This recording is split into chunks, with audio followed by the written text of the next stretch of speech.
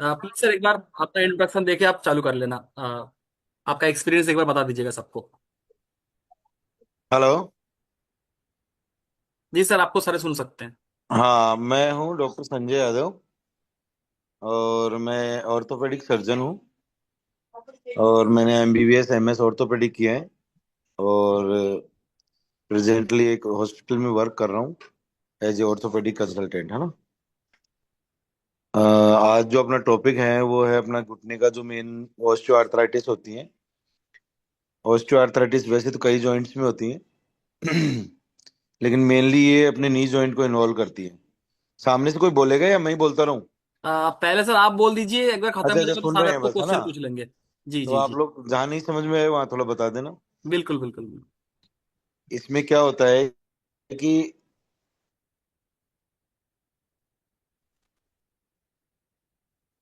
आपकी आवाज कट गई सर।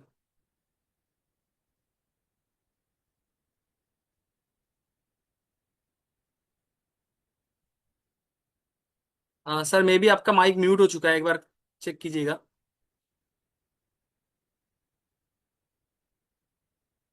मेरी आवाज आ रही है सर? हेलो।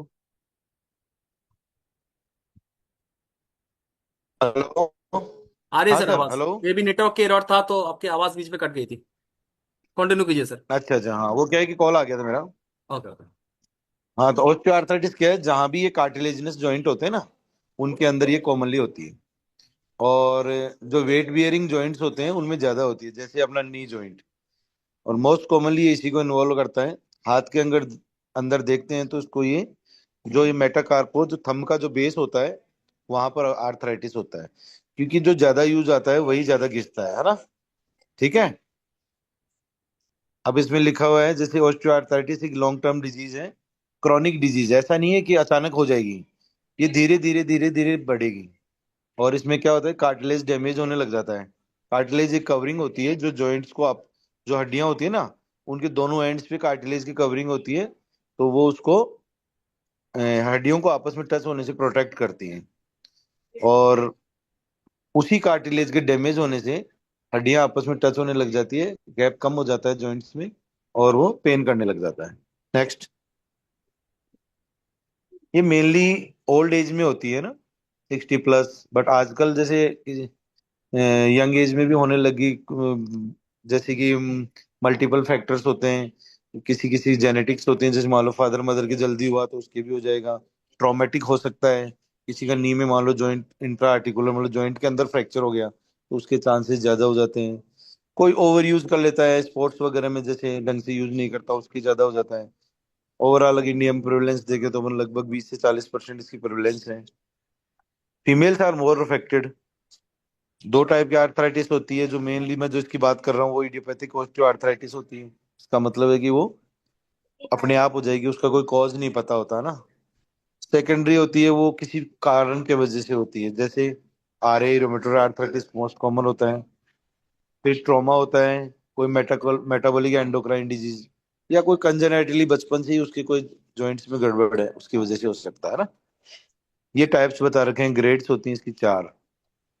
जैसे इनके धीरे धीरे जैसे जैसे कार्टिलेज खत्म होता है ना, वैसे वैसे ग्रेडिंग होती है इसकी। फोर्थ ग्रेड जो लास्ट ग्रेड है उसके अंदर जॉइंट स्पेस खत्म हो जाता है और ओस्टियोफाइट्स बन जाते हैं। ओस्टियोफाइट्स क्या होते हैं, बोनी ग्रोथ होती है जो इसकी जॉइंट्स के चारों तरफ बनने लग जाए। बोनी को मतलब छोटी छोटी छोटी छोटी हड्डियां बनने लग जाएंगी, है ना। और एक जो ये सबकॉन्ड्रल स्क्लेरोसिस लिख रखा है ना, तो जब अपन एक्सरे देखते हैं तो वो जो जॉइंट का मार्जिन होता है वो व्हाइट दिखता है। इसमें एक चीज मेंशन नहीं है, सबकॉन्ड्रल सिस्ट्स और बन जाती हैं, मतलब इसके अंदर पानी के गड्ढे गड्ढे हो जाते हैं जॉइंट के अंदर। जब अपन इसको जॉइंट को खोलते हैं ना रिप्लेसमेंट करने के लिए, तो उसके अंदर गांठें बनी हुई रहती है अंदर पानी की भरी हुई, तो उनको भी निकालना पड़ता है। और धीरे धीरे इनकी पेनफुल जो सीवियरिटी की, ये इसका पेनफुल जो होती कंडीशन होती है वो बढ़ती जाती है। माइल्ड में कम होगी और सीवियर में फिर ये डिफॉर्मिटी में कन्वर्ट हो जाती है, जैसे अपना जॉइंट टेढ़ा होने लग जाएगा, है ना। रिस्क फैक्टर्स बताई दिए, एज, ओबेसिटी, ट्रॉमा पर, इसके पहले की हिस्ट्री हो फादर वगैरह की, मदर की, है ना। ये सब बॉक्सर्स वगैरह जो स्पोर्ट्स पर्सन होते हैं उनके अंदर ज्यादा चांस होती है। नेक्स्ट। इटियोलॉजी नेक्स्ट करो, ये समझ में नहीं आएगी। पैथोलॉजी में ये है कि भाई इसमें जो रिस्क फैक्टर्स जो मैंने बताए वो होते हैं, उस पेशेंट के अंदर कार्टिलेज डैमेज शुरू होने लग जाता है, क्योंकि अपना जो कंपनसेटरी मैकेनिज्म होता है, अपने शरीर पे जब भी कोई डैमेज होता है तो शरीर का कंपनसेटरी मैकेनिज्म चालू हो जाता है। वो उसको रिपेयर करने की कोशिश करता है, लेकिन साथ में जो कार्टिलेज होती है ना, उसको भी डैमेज करने लग जाता है। तो ऐसे करके धीरे धीरे कार्टिलेज डैमेज हो जाती है। नेक्स्ट, ये एक पिक्चर दे रखी है, इसके अंदर आपको पूरी तरह एक्सप्लेन कर रखा है कि ये जो ब्लू वाली है, जो लाइट ब्लू है, वो तो है कार्टिलेज, और उसके चारों तरफ जो है वो साइनोवियल मेम्ब्रेन है। तो ये बीमारी होती है अपनी कार्टिलेज की। और जो जैसे रोमेटोइड आर्थराइटिस अपन ने नाम लिया था, वो साइनोवियम की बीमारी होती है ना। ये एक चारों तरफ जो डार्क ब्लू में, वो थिक है, इसका कैप्सूल होता है जो जॉइंट को कवर करके रखता है। तो देख रहे हो आप, रैग्ड मार्जिन, एक साइड तो बिल्कुल सही है, दूसरी साइड देखो तो बिल्कुल रैग्ड मार्जिन है। और जो मैं पानी की गांठें बता रहा था ना, वो बोन सिस्ट लिखी हुई ना ऊपर ही ऊपर, वो बोन सिस्ट है। नेक्स्ट, इस क्लिनिकल फीचर में जैसे ही पेशेंट आएगा तो आपको बताएगा कि भाई मेरे जॉइंट पेन हो रहा है, उसकी मूवमेंट कम हो गई है, वो टेढ़े हो जाए, टेढ़े मेढ़े हो जाएंगे उसके पाँव, डिफॉर्मिटी वगैरह हो जाएगी, है ना। अपन जब फील करेंगे, दबाएंगे उसके हाथ, तो उसको टेंडरनेस फील होगी, क्रेपिटस फील होएगा। और कभी कभी न्यूरोलॉजिकल इन्वॉल्वमेंट होता था, पेरेस्थीसिया वगैरह ये होने लग जाते हैं। नेक्स्ट, ये क्लिनिकल जो सीएमसी जॉइंट इसमें बताया ना, जो सीएमसी जॉइंट लिखा हुआ है, इसमें ये जो मोस्ट कॉमन, सेकंड जो मोस्ट कॉमन होता है वो ये अफेक्टेड होता है ना। और ये नोड्स बनते हैं, ये टिपिकल फाइंडिंग है इसकी, बोचार्ड नोड और हैबर्डन नोड्स इसके अंदर पाई जाती है। एक नीचे जो फोटो दिखा रखी है घुटने की, उसमें क्या होता है कि डिफॉर्मिटी हो जाती है, जब घुटना पूरा डैमेज होता है, ग्रेड 4 हो जाता है, तो अंदर की तरफ घुटना मुड़ने लग जाता है। मतलब एक, ऐसे मान सकते हैं हम, धनुष की तरह हो जाता है ये पाँव, है ना। तो इसको बोलते हैं varus deformity of osteoarthritis. Next, complications में भाई इसके क्या हो सकता है? भाई कॉम्प्लिकेशन में क्या हो सकता है? भाई टेढ़ा मेढ़ा अगर उसको सही नहीं कराएंगे तो जो आसपास के लिगामेंट्स वगैरह हैं वो खिंच सकते हैं, आसपास के जो और टिश्यूज हैं, नर्व्स हैं, उनके ऊपर जोर पड़ सकता है। अगर वेसल्स छोटी मोटी, उनके अंदर ब्लीडिंग हो सकती है, फ्रैक्चर हो सकते हैं, या फिर उसका ऑस्टियोनेक्रोसिस, मतलब बोन गल सकती है। नेक्स्ट, ये एक फीचर दे रखा है जिसमें कॉन्ड्रोलाइसिस, मतलब कार्टिलेज का डैमेज होना, है ना, उसको बता रखा है। उसको नेक्स्ट बताओ, काम करना। डायग्नोसिस कैसे करेंगे? डायग्नोसिस का मतलब हम बीमारी का पता कैसे करेंगे, भाई ये वाली बीमारी है इसकी। सबसे पहले पेशेंट अपनी मेडिकल हिस्ट्री देगा, वही पेन कंप्लेन करेगा, भाई इतने दिन से दर्द है, चल नहीं पा रहा हूँ, उकड़ू नहीं बैठ पाता हूँ, स्क्वेटिंग नहीं कर पाता हूँ, नीलिंग नहीं कर पाता हूँ। फिर अपन एग्जामिन करेंगे कि भाई हाँ ये सब चीजें हैं, दबा के देखेंगे, मूवमेंट कराएं कि उसकी डिफॉर्मिटी को चेक करेंगे। फिर एक्सरेज कराएंगे, एक्सरेज में अपने को पता लग जाए भाई जॉइंट स्पेस कम हो रहा है, और उसकी जो भी है डिफॉर्मिटी एक्सरे में दिख जाती है। डिफॉर्मिटी का मतलब पैर का टेढ़ा मेढ़ा होना। और कोई लेबोरेटरी इन्वेस्टिगेशन वगैरह जरूरत पड़ती है तो वो करवा लेते हैं, है ना। नेक्स्ट, ये उधर नॉर्मल जॉइंट स्पेस और ये इसके जॉइंट स्पेस में कंपैरिजन कर रखा है। आप देख सकते हो ये ब्लैक लाइन जो है वो नॉर्मल जॉइंट स्पेस है ना। और दूसरी ही एक्सरे में दिखा रखा है कि भाई जॉइंट स्पेस बिल्कुल ही खराब हो गया, है ना, खत्म हो गया। ठीक है, तो ये ऑस्टियोआर्थराइटिस की फाइंडिंग होती है। ये तो एक पिक्टोरियल बता रखा है, दूसरा एक्सरे है। नेक्स्ट,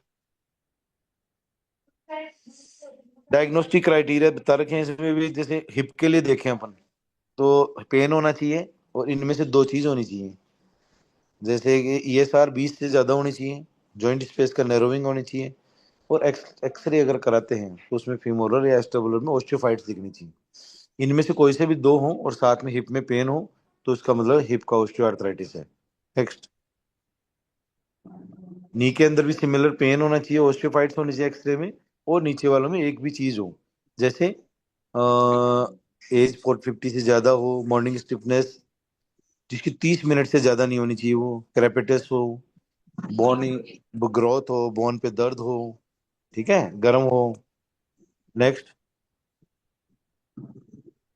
नॉन फार्माकोलॉजिकल ट्रीटमेंट कुछ नहीं है, उसको एक्सरसाइज करवाते हैं, वेट अगर ज्यादा है तो वेट लॉस, पेशेंट को एजुकेट करते हैं, कोई डिवाइसेस दे देते हैं, कोई जैसे लकड़ी छड़ी दे दी चलने के लिए, भाई थोड़े दिन उसका काम, शू इंसोल्स दे सकते हैं, हीट एप्लीकेशन कर सकते हैं, है ना। ये और चीजें, ब्रेसेस वगैरह ये दे सकते हैं ना। नेक्स्ट, और फिर सर्जरीज में आर्थ्रोप्लास्टी कर सकते हैं, डिफरेंट टाइप की आर्थ्रोप्लास्टी होती है, ओस्टियोटॉमी कर सकते हैं, आर्थ्रोडेसिस, मतलब चुप हेलो। हाँ, एक सेकंड सर, शायद वो नॉइज आ रहा था, मैं उनको म्यूट कर देता हूँ। आर्थ्रोडेसिस मतलब जॉइंट्स को चिपका देना, है ना। और लास्ट है ऑर्थो, ये जॉइंट रिप्लेसमेंट कर सकते हैं ना। जी जी। नेक्स्ट, ये एक टोटल नी रिप्लेसमेंट का फोटो दे रखा है, जिस देख सकते हैं कि उसकी जो ऊपर वाला घुटना है, घुटने का जो फिमोरल कंपोनेंट है, फिमोरल मतलब ऊपर वाला जो थाई बोन होती है, उसका एक कंपोनेंट लगा रखा है, और एक टीबिया का जो नीचे वाली बोन का कंपोनेंट लगा रखा है। तो स्पेस बढ़ गया, उसके अंदर एक अपन एक्सरे में दिखती नहीं है वैसी एक एक पीस और डाल देते हैं उसके अंदर। ये एक बिल्कुल नहीं, रेंज ऑफ मोशन बहुत शानदार किया हुआ है। नेक्स्ट, क्लिनिकल ट्रीटमेंट्स में कुछ नहीं, पेन किलर एक्सरसाइज वगैरह कराते हैं। पेन किलर्स में ब्रांसेट्स दे सकते हैं, ओपिएट्स दे सकते हैं। नेक्स्ट, ये वही ट्रीटमेंट है वापस, कि भाई एनसेड्स दे सकते हैं, जैसे पैरासीटामोल, डाइक्लोफेनेक, टोरिकॉक्सिब वगैरह होती है। ट्रेमाडोल दे सकते हैं। Next, 2 minutes. ये दवाइयों की टाइप्स हैं, इसमें पैरासीटामोल, एस्पिरिन, डाइक्लोफेनेक, एनसेड्स के अंदर इंक्लूड करते हैं। इनके मोड ऑफ एक्शन है कि प्रोस्टाग्लैंडिन जो सिंथेसिस होता है उसको ब्लॉक करते हैं, है ना। तो ये डोजेस दे रखे हैं, जिसमें अपन पेशेंट की कंडीशन के हिसाब से डोज दे देते हैं। नेक्स्ट, हाँ सर, आगे सारे हमारे ये ट्रीटमेंट पार्ट है ना इसमें तो। जी जी, नेक्स्ट, पूरा ट्रीटमेंट पार्ट ही है। अगर अच्छे से देखा जाए तो हर तरफ पढ़ने ओके, वाली चीजें हैं। बिल्कुल ये आप पढ़ सकते हो। और जैसे नेप्रो से नहीं अच्छा टेबलेट है। नेक्स्ट, इटोरिकॉक्सिब देते हैं जनरली, इसके अंदर ड्रग ऑफ चॉइस जो होती है इटोरिकॉक्सिब होती है ना। और उनसे पेन अगर नहीं रिलीफ होता है तो फिर ट्रामाडोल वगैरह पे एस्टामिनोफेन, है ना। बाकी सर आगे भी सारे मेडिसिन हैं। ठीक और है, एक स्टेरॉइड्स कुछ दिन के लिए दे सकते हैं, मिथाइलप्रेडनिसोलोन लास्ट में लिखा हुआ है। वो इंट्राआर्टिकुलर इंजेक्शन भी लगते हैं और ओरल भी देते हैं उनको ना। लेकिन ये लॉन्ग टर्म पर नहीं देते हैं। लॉन्ग टर्म पे देंगे तो अदर डिजीजेस जिसको नुकसान करता है, जैसे डायबिटीज वगैरह में इनका ध्यान रखना पड़ता है। बस स्टेरॉइड डायबिटीज में नहीं देने हैं। सर बाकी एक बार हम ऑडियंस से भी क्वेश्चन वगैरह पूछ लेते हैं, अगर कोई उनका डाउट है तो। हाँ पूछ लो, है ना सर, पूछ। आ, आपका, अगर आप लोगों के पास कोई भी डाउट है ऑस्टियोआर्थराइटिस लेके, तो आप सर से पूछ सकते हैं। आपने आपको अनम्यूट करके क्वेश्चन पूछिए। नमस्कार सर। हाँ नमस्कार। नमस्कार। नमस्ते। सर मैं लोकेश सिंह पवार सर, मैं बोल रहा हूँ। मैं पहले सर जैसे मेरी एक्सरसाइज वगैरह करता था, रनिंग करने जाता था। तो उसके बाद 2-3 साल से मैंने की, तो उसके बाद मुझे थोड़ा दर्द वगैरह महसूस हुआ घुटनों में और जॉइंट वगैरह में, हाथ में। तो फिर मैंने हम्म मंसूर जो लोकल डॉक्टर को बताया, तो उन्होंने बोला कि ऐसी कोई जरूरत है नहीं, आप एक्सरसाइज वगैरह बंद कर दो। तो उसकी हम्म वजह से उसकी वजह से भी हो सकता है, आप काफी लंबे समय से कर रहे हो, तो हम्म आप अभी बंद कर दीजिए। सर उसके बाद बंद तो कर दी मैंने, हम्म। वो जैसे पेन वगैरह था घुटनों में वगैरह, जॉइंट वगैरह में, तो बंद हो गए हैं। तो सर मैं पूछ रहा हूँ, जैसे अपन वापस अगर अपन उसको चालू करें तो ठीक रहेगा, कि अब नहीं करें तो ही ठीक रहेगा सर? एज क्या है सर आपकी? सर मेरी 33। 33 है ना, तो सर एक्सरसाइज करना कोई खराब नहीं है, लेकिन ओवर मत करो। अपनी जैसे जितनी बॉडी परमिट कर रही है उतना तो करना ही है। बाकी एक्सरसाइज करनी है, पूरा काम करना है। और अगर आपको फिजियोथेरेपी करते हो तो फिजियोथेरेपी करो, बाकी नॉर्मल ओवर यूज मत करो, शरीर को डैमेज मत करो, बाकी करनी है एक्सरसाइज सर, है ना। जैसे सर हम क्या रनिंग करने जाते थे, 2 किलोमीटर की रनिंग का डेली का रूट था हमारा सर, तो तो हमने सर उसको रनिंग नहीं बिल्कुल तो ही बंद। फास्ट ब्रिस्क वॉक कर सकते हो आप, अगर रनिंग करने में दिक्कत हो रही है तो ब्रिस्क वॉक कर जी लो, है ना। जी ठीक है सर। जी सर। और कोई हेलो सर। आपसे कोई क्वेश्चन जी पूछिए, लोगन जी। हेलो। जी हेलो सर। हाँ, हाँ सर, ये कहना था कि सर ट्रीटमेंट प्लान कब से स्टार्ट कर सकते हैं, कब लगेगा कि मतलब विदाउट सर्जरी हम इसको फुली ट्रीटमेंट कर सकते हैं? यार देख, ग्रेड 3 तक भी अपन ट्रीटमेंट मेडिसिन से चलता है ना। जी जी जी। और वैसे कुछ पेशेंट्स जैसे ओवर एक्टिव होते हैं कि नहीं यार हमें तो जल्दी जल्दी रिलीफ करना है, तो उसको जी आप ग्रेड 3 पे भी ऑपरेट कर सकते हैं ना। बाकी क्या होता है कि अपने इंडिया के अंदर लोग ऑपरेशन से डरते हैं, तो ग्रेड जी 4 में भी घिसते रहते हैं, चलता रहता है। बाकी एडवाइस अपने ग्रेड 4 में तो करना ही करना है। ग्रेड जी 3 जी में अगर मान लो ज्यादा परेशान हो रहा है पेशेंट, क्लिनिकल सिम्टम्स पे डिपेंड करता है मेनली एक्चुअली। अगर जी जी पेशेंट ज्यादा परेशान है तो अपन 3 जी में जी भी कर सकते हैं, है ना। बाकी ग्रेड जी 1 और ग्रेड 2 में आप फिजियोथेरेपी मेडिसिन वगैरह से कर सकते हो ना। जी जी जी जी जी। जी ग्लूकोसामिन का सर क्या रोल होता है इसमें? ग्लूकोजामीन वैसे देखो, जैसे कंपनी वाले हमारे पास आते हैं, वो जी बोलते हैं कि साहब ये जो कार्टिलेज, जो कार्टिलेज का एक कंपोनेंट होता है ना ग्लूकोजामाइन, है ना। जी तो जी वो उसको हीलिंग में हेल्प करते हैं। जी सभी जी लोग अपने अपने दावे करते हैं कि हम 6 महीने से हमारे देखो तो कार्टिलेज में इम्प्रूवमेंट हो जाएगा। बाकी क्लिनिकली मुझे तो लगा नहीं अब तक। बाकी जी अब कुछ नहीं से तो कुछ तो सही के है, कुछ तो दें उसको पेशेंट को कार्टिलेज इंप्रूव करने के लिए। ओनली पेन जी किलर थोड़ी दे सकते हैं अपन, जी जी है ना सर। ऐसा है। जी जी बाकी कंपनी दावा करती है कि 6 महीने में हमारे इंप्रूवमेंट है, 6 महीने पेशेंट ले नहीं पाता है। वो बीच में जी स्किप कर जाता है, फिर दोबारा आता है, फिर स्किप कर जाता है, कंटिन्यूस आते ही नहीं है। तो उसके जी रिजल्ट्स अपन नहीं बता सकते उनके, हालांकि उन्होंने जिन पेशेंट्स को दिया है कंटिन्यू, उनके फायदा हुआ है। जी जी सर बेटर स्वेलिंग जो है सर, तो इंडियोमैक प्लस या न्यूकोक्सिया एमआर सर, दोनों में से क्या बेटर हो सकता है इसमें? देखो, इसके लिए जो एटोरिकॉक्सी बेटर रहता है ना। अपन जी फार्माकोलॉजिकल नेम से जाएं तो न्यूकोक्सिया में जी भी 90 वही आता है ना। जी जी एटोरिकॉक्सी बेटर। टोरेकोक्सी हाँ, पारासीटामोल या स्वेलिंग के लिए आप जैसे ग्लूकोग्लूकोसाइड। काइमोरल फोर्ट आता है, जी जी सेरिसोपेप्टिडेज वगैरह आते हैं, उनको दे सकते हो ना। और ज्यादा है तो फिर स्टेरॉइड दे दो, डायबिटीज का ध्यान रखना, है ना। जी जी कैल्शियम का सर कोई रोल ऐसा नहीं होता है उसमें कैल्शियम ऑस्टियोआर्थराइटिस का में? रोल क्या है कि ऑस्टियोपोरोटिक होती हैं जनरली बोन्स। जी भाई ये जो मेन ओल्ड एज की बीमारी है ये, ओल्ड एज में जी वैसे ही बोन्स कमजोर होती हैं। जी तो कैल्शियम देना, सर नमस्कार, कैल्शियम जी देना जरूरी है। जी जी जरूरी इसलिए है कि कल को मान लो कि उसको ऑपरेट करना पड़ा, तो उसके जो बोन कंडीशन है वो तो अच्छी होनी चाहिए ना। जी जी और जी वैसे भी बोनी पेन्स होने लग जाते हैं अगर कैल्शियम की कमी हो जाती तो, है ना। तो जी कैल्शियम देना चाहिए हम साथ। ठीक। Thank you sir. Okay sir. हाँ, और जगन्नाथ जी कुछ पूछना चाहेंगे सर? जगन्नाथ जी। सर जी गुड हाँ, मॉर्निंग सर। यस खान जी पूछिए गुड जी। जी सर, एक पेशेंट का मैंने ट्रीटमेंट किया था सर, तो उसका क्या था कि जब तक नी जॉइंट का ऐसा दिक्कत था, तो उसका जब तक ट्रीटमेंट चल रहा था तब तक आराम है, फिर उसका जैसे दवा खाना बंद कर दिया तैसे फिर उसका दर्द स्टार्ट हो जाता था। तो सर इसके पीछे क्या रीजन हो सकता है? ग्रेड ये है कि उसकी ग्रेड ऊपर है यार, दवाइयों से उसकी आराम नहीं आएगा। साथ में फिजियोथेरेपी कराओ, क्वाड्रिसेप्स एक्सरसाइज है वो कराओ। अगर उनसे इम्प्रूवमेंट आ जाता है महीने 2 महीने 3 महीने में तो सही है। नहीं, फिर अगर पेशेंट तैयार हो तो फिर सर्जरी के लिए तैयार करो उसको। सर अभी के लिए मेरे कार्टिलेज पास एक डैमेज ज्यादा पेशेंट। होगा तो मेडिसिन जब तक दोगे जब तक ही फायदा रहेगा उसकी, जी है ना। जी।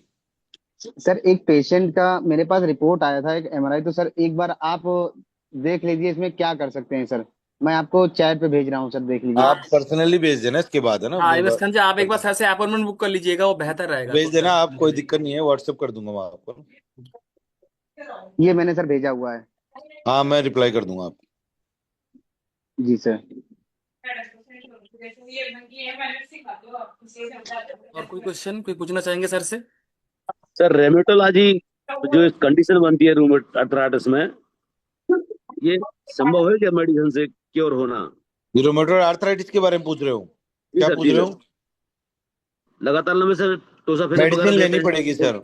रोमेटोइड जी आर्थराइटिस में कंटिन्यूअस मेडिसिन लेनी पड़ेगी। बीच में छोड़ोगे तो डिफॉर्मिटी जल्दी हो जाएगी। सर, डिसेबिलिटी भी आ जाती है सर, परमानेंट डिसेबिलिटी आ जाती है इसमें अगर होगी छोड़ सर, देते हैं अगर तो। नहीं लोगे पेशेंट नहीं ले पाता है। उसके ड्रग्स का साइड इफेक्ट को मॉनिटर करना जरूरी होता है ना। जी सर। इसमें लेना कुल है मिला सर, के कंटिन्यू लेना। बस ये उसमें ये मेडिसिन ध्यान कंटिन्यू रखना होनी है कि चाहिए। स्टेरॉइड कंटिन्यू मत दे देना, है ना। बाकी अदर सर ड्रग्स दे। बाकी बीच टेस्ट कर सकते हैं, क्या सीबीसी कह रहे हो? एलएफटी और बीच किस बीच चीज में की? सीबीसी एलएफटी वगैरह कराते रहे 2-3 महीने में। हाँ बिल्कुल, एलएफटी आरएफटी सीबीसी। सर टोसाफेनेप कितने लंबे समय तक दे सकते हैं? टॉफासिनिब तो सेफ है यार। सेफ वो है? सेफ है, हाँ वो सेफ है, उससे नहीं। जैसे मेथोट्रेक्सेट ये देते हैं ना, उनके लिए है मेनली, HCQ हाँ तो मेथोट्रेक्सेट ये। जी टॉफासिनिब जी। सेफ है, उसमें कोई ज्यादा रिस्क वाली बात नहीं है ना। एचसीक्यूएस वगैरह सर नुकसान करते, कई बार देखा और उनमें दिक्कत हो जाती, लेकिन टोफासन आया तो हमें टॉफासिनिब ठीक नहीं लगा। करेगी नुकसान। जी, जी, फिर भी अपने को रूटीन इन्वेस्टिगेशन उनमें 4 महीने में कराता हूँ मैं। ठीक। तो आप उसमें 6 महीने में करा सकते हो, क्या दिक्कत? ठीक है सर। Thank you. सर अगर टोफासिटिनिब देते हैं तो सर उसकी डोज कितनी होनी चाहिए, कितना हम दे सकते हैं? 11 mg ओडी देता हूँ मैं तो, है ना। जी। जी। सर हाँ, बेसिकली अगर कोई पेशेंट आता है तो उसका सर हम कंप्लीट ट्रीटमेंट क्या रख सकते हैं सर, कि पेशेंट के लिए जो रिमेटॉइड अर्थराइटिस का है पेशेंट?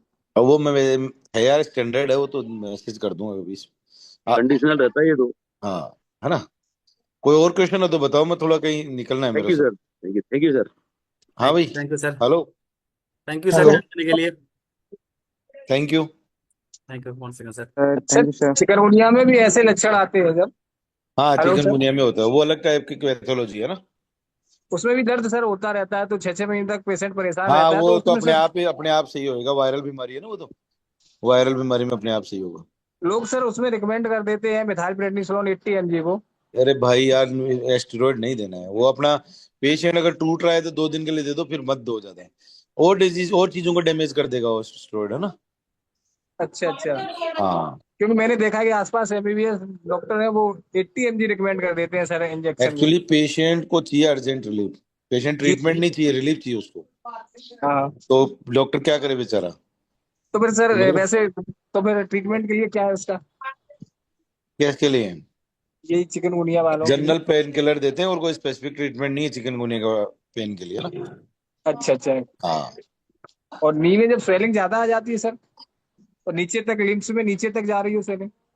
स्वेलिंग ज्यादा आ रही है तो इन्फेक्शन को रूल आउट करो, है ना, सीआरपी सीबीसी करो। और अच्छा अगर अच्छा। उसके अगर नहीं है इन्फेक्शन तो फिर स्टेरॉइड थोड़े दिन दे दो, और बाकी एंटीबायोटिक वगैरह देकर। अच्छा अच्छा। क्योंकि ठीक है। सर ऐसा मेरे चाचा जी के साथ और है, उनके पैरों में स्वेलिंग आती है केवल पैरों में नीचे, अच्छा। और बाकी का उनका एलिप्टिक केप भी सब नॉर्मल आ जाता है सर, कोई क्रिएटिनिन वगैरह बढ़ा हुआ नहीं तो नहीं है। पैरों में स्वेलिंग का थोड़ी होता है, ये तो नी जॉइंट्स की स्वेलिंग का है ना। पैरों में अच्छा। स्वेलिंग तो अदर कारण भी हो सकते हैं, हाइपरटेंसी हो सकता है, लीवर डिजीज हो सकती है, किडनी डिजीज हो सकती है। हाँ वही तो, किडनी यानी कि उसका इनका एलिप्टिक केप सब कुछ नॉर्मल आता है। बीपी चेक कराओ, बीपी हो सकता है। अच्छा हाइपरटेंशन में भी होता है ऐसा। अच्छा। एल्बुमिन अच्छा वगैरह कराओ, एल्बुमिन में भी होता है ना। अच्छा अच्छा। ठीक है। ठीक ठीक sir. Thank you Upendra ji. Okay. जी हेलो। ओके। हेलो। ठीक है हेलो। भाई। हाँ हाँ। सर मेरा क्वेश्चन ये है कि मतलब बोन को मतलब मजबूत रखने के लिए कैल्शियम किस उम्र से चालू करनी चाहिए और साल में कितने समय देनी चाहिए हमें? डेली दो, विटामिन D3 वीकली दो, है ना। जी और सर। हाँ, 2 से 4 महीने तक दे सकते हो आप। हर पर ईयर सर? अरे हर बार थोड़ी देनी है, बीएमडी कराओ अगर आपको रेगुलर देनी है तो। बीएमडी कराओ, बोन में कैल्शियम की कमी भी है कि नहीं। बीएमडी जी अगर जी। रेंज में आ रही तो क्यों देना है कैल्शियम। जी सर। ठीक है sir. Thank you sir. Okay. Thank you sir, thanks for joining. Thank you so okay. Much. सारे हेल्प पार्टनर को भी बहुत बहुत शुक्रिया ज्वाइन करने के लिए।